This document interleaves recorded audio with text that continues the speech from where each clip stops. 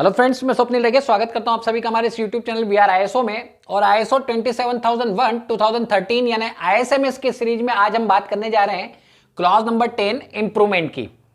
और इसमें सबसे पहले हम जिस क्लॉज को डील करेंगे, जिस सब क्लॉज को डील करेंगे वो है 10.1 non conformity and corrective action. तो देखिए दोस्तों, ये पूरा जो स्टैंडर्ड है या आईएसओ के जितने भी स्टैंडर्ड्स होते हैं ये बेस्ड होते हैं पीडीसीए साइकिल पर। इनके जो क्लॉज होते हैं वो पीडीसीए साइकिल पर बेस्ड होते हैं। और ये पीडीसीए साइकिल बेसिकली है हमारी प्लान, डू, चेक, एक्ट। अगर आप समझने की कोशिश करें तो ये जो क्लॉज नंबर 10 है ये बेसिकली एक्ट वाला पोर्शन है। आपने प्लानिंग करी, आपने उसे इंप्लीमेंट किया, आपने उसे समय समय पर जब चेक किया, जांचा, उसका वेरिफिकेशन किया, उसे कंट्रोल करने की कोशिश करी, उसे चेक किया, तो आपको पता चला कि इसमें क्या क्या पॉसिबिलिटीज हैं इंप्रूवमेंट करने की। और उन्हीं इंप्रूवमेंट को आपने अप्लाई किया, उनके ऊपर आपने एक्शन लिया। वो जो एक्शन है वो बेसिकली इंप्रूवमेंट है। तो पीडीसीए साइकिल में अगर आप देखें क्लॉज नंबर 10 तो वो एक्ट वाला क्लॉज हो जाता है। इंप्रूवमेंट बेसिकली एक्ट है। जो आप ये पूरा जब चीजें कर लेते हैं, प्लान, डू और चेक कर लेते हैं, उसके बाद जो आपको महसूस होता है कि कुछ इंप्रूवमेंट किया जा सकता है, कुछ डेवलपमेंट, कुछ बेहतर किया जा सकता है सिस्टम के साथ, तो उसे जब इंप्लीमेंट करने की कोशिश की जाती है तो वो इंप्रूवमेंट कहलाता है। और ये एक्ट है, ये एक्शन आप लेते हैं, ये एक्ट आप करते हैं। तो क्लॉज नंबर 10 इंप्रूवमेंट की बात करता है।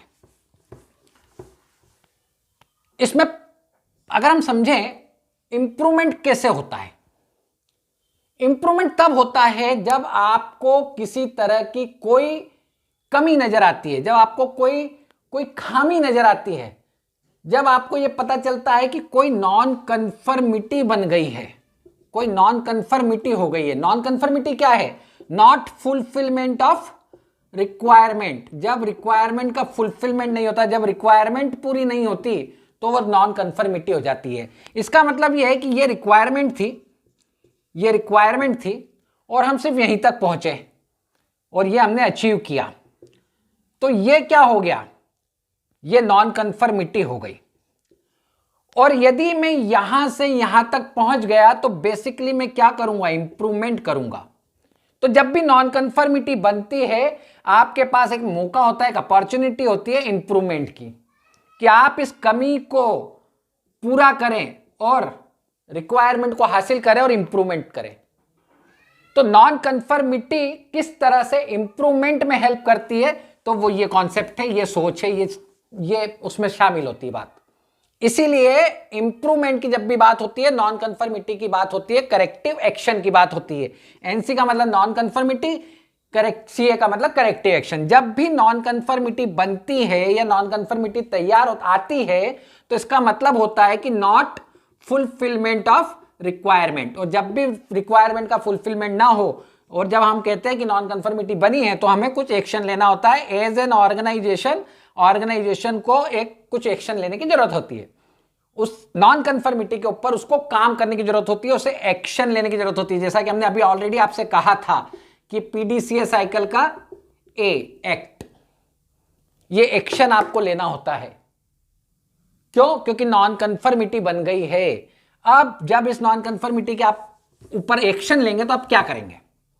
सबसे पहली बात, जब भी कोई नॉन कन्फर्मिटी बनी मतलब रिक्वायरमेंट फुलफिल नहीं हुई, ये रिक्वायरमेंट फुलफिल नहीं हुई, ये अचीव नहीं हुआ, तो सबसे पहले आपको क्या करना है? सबसे पहले तो आपको कंट्रोल करना है। आपको कंट्रोल करना होगा। आपको कंट्रोल करना होगा कि नॉन कन्फर्मिटी फिर से ना बनती रहे। ये रिक्वायरमेंट जो फुलफिल ना हुई थी, ऐसा ना हो कि यही चलता रहे, अभी भी रिक्वायरमेंट फुलफिल ही नहीं हो रही है, ऐसा ना हो। तो आपको कंट्रोल करना होगा। कंट्रोल करने के बाद आपको उस चीज को करेक्ट करना होगा। करेक्ट करने का मतलब यह है कि जो गलत हो गया था उसको करेक्ट कर दो, उसको सही कर दो। मतलब पहले तो आप जो गलत हुआ है उसको रोक दो, कंट्रोल कर दो। ठीक, ये गलत हो रहा है, इसको कंट्रोल करो, और अब ये जो गलत हो गया था इसको करेक्ट करो। मान लीजिए 10 पेन बनाए गए, 10 पेन में से अगर 5 पेन गलत बन गए और अभी भी प्रोसेस चल रही है, तो पहले कोशिश करिए कि चेक कर लो कि कहीं अभी भी गलत माल तो नहीं जा रहा, गलत पेन तो नहीं बन रहे। इसका मतलब यह है कि कंट्रोल कर लो, जितने पैरामीटर्स हैं उनको चेक कर लो, उनको कंफर्म कर लो ये ओके है या नॉट ओके है, और फिर उसको आपने कंट्रोल किया। अब आपको क्या करना है कि वो जो 5 पेन आपने 10 पेन की जो आपने डिलीवरी कर दी थी उसमें पता चला 5 पेन गलत हो गए थे, इनको करेक्ट करने की कोशिश करो। अगर ये करेक्ट हो सकते हैं, अगर ये करेक्ट हो सकते हैं, ठीक हो सकते हैं, इनको सुधारा जा सकता है, तो इनको करेक्ट करो। ये होता है कंट्रोल करना और करेक्ट करना नॉन कन्फर्मिटी को। जब आप करेक्ट कर देते हैं चीजों को, उसके बाद आपको करना होता है रूट कॉज का एनालिसिस।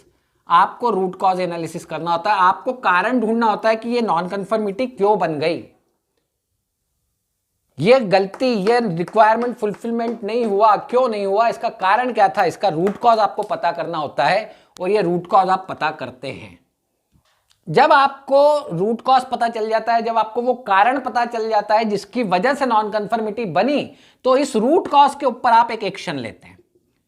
इस रूट कॉज के ऊपर एक एक्शन लिया जाता है और इस एक्शन को करेक्टिव एक्शन कहा जाता है। रूट कॉज के ऊपर लिए जाने वाले एक्शन को करेक्टिव एक्शन कहते हैं।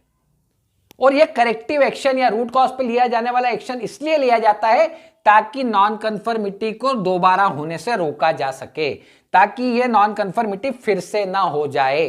इसलिए आप रूट कॉज के ऊपर एक्शन लेते हैं, करेक्टिव एक्शन लेते हैं। तो यह वो काम है जो कि आपको जब भी नॉन कन्फर्मिटी बन जाए आपको करने की जरूरत होती है। अब जब ये करेक्टिव एक्शन आपने ले लिया, अब आपको इस करेक्टिव एक्शन की इफेक्टिवनेस चेक करनी है। आपको इस करेक्टिव एक्शन की इफेक्टिवनेस चेक करनी है। करेक्टिव एक्शन की आपको इस करेक्टिव एक्शन की इफेक्टिवनेस चेक करना है।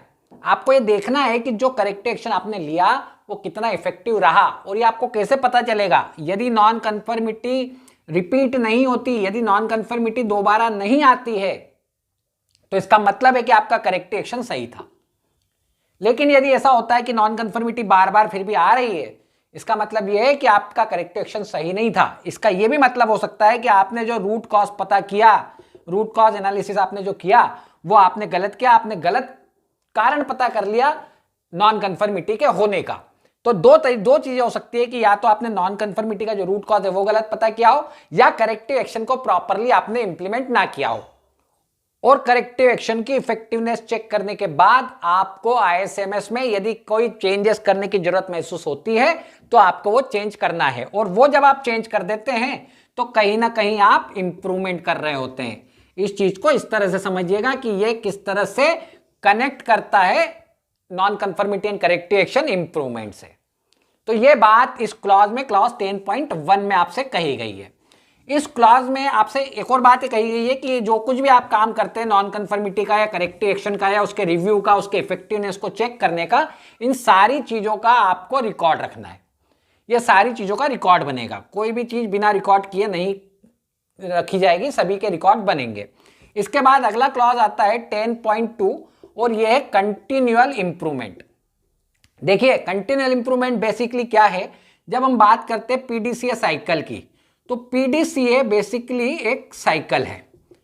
वो जो साइकिल होती है वो हमेशा चलती रहती है। तो सीधी सी बात है, जब भी आप एक्शन करेंगे तो आप इंप्रूवमेंट की तरफ जाएंगे और ये एक्शन हमेशा होता रहेगा। ये पीडीसीए साइकिल लगातार चलती रहेगी और जब जब ये साइकिल चलती रहेगी इंप्रूवमेंट होता रहेगा। और जब जब इंप्रूवमेंट होगा तो वो कंटिन्यूअल होता जाएगा, लगातार होता जाएगा, सतत होता जाएगा, कंटिन्यूअस होता जाएगा।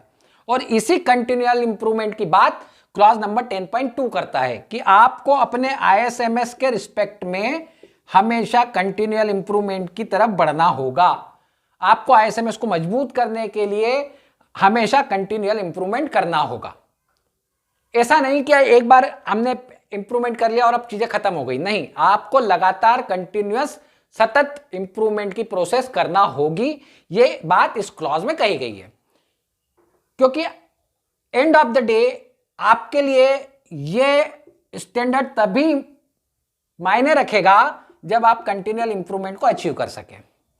वरना आईएसओ 27001 हो या आईएसओ 9001 हो या कोई सा भी आईएसओ हो, उसको इंप्लीमेंट करने का, उसको लेने का, उसको अपने आप पर यूज करने का कोई सेंस नहीं है यदि आप कंटिन्यूअल इंप्रूवमेंट नहीं कर पाते। तो ये बात क्लॉज नंबर 10.2 में कही गई है। तो दोस्तों इसी के साथ ये हमारा आज का वीडियो भी यहीं कंप्लीट होता है और ये स्टैंडर्ड का जो 10 क्लॉज है ये भी आज फिनिश होते हैं। ये ISO 27001 2013 जो है ये आज कंप्लीट होता है। इससे जुड़े हुए जो कुछ भी अगले जरूरी चीजें होंगी, जो जरूरी वीडियोस होंगे, जो भी जरूरी जानकारियां होंगी, वो सब हम आपको धीरे धीरे आने वाले वीडियोस में भी देते रहेंगे। ऐसा नहीं है कि ये सीरीज हमने एंड कर दी है, ये स्टैंडर्ड एंड हुआ है, लेकिन इसका मतलब ये नहीं है कि ISMS को लेकर जो भी वीडियोस है आगे नहीं आएंगे। तो डोंट वरी, आप हमारे चैनल को सब्सक्राइब करें, वीडियोस को ज्यादा से ज्यादा शेयर करें, क्योंकि आप लोग जब वीडियो शेयर नहीं करते तो फिर हमें व्यूज नहीं मिलते, और जब व्यूज नहीं मिलते तो हम मोटिवेट नहीं होते और फिर वीडियो बनाने की इच्छा भी नहीं होती। तो प्लीज वीडियो को ज्यादा से ज्यादा शेयर करें, चैनल को सब्सक्राइब करें। अगले वीडियो में आपसे दोबारा मुलाकात होगी, तब तक के लिए थैंक यू वेरी मच।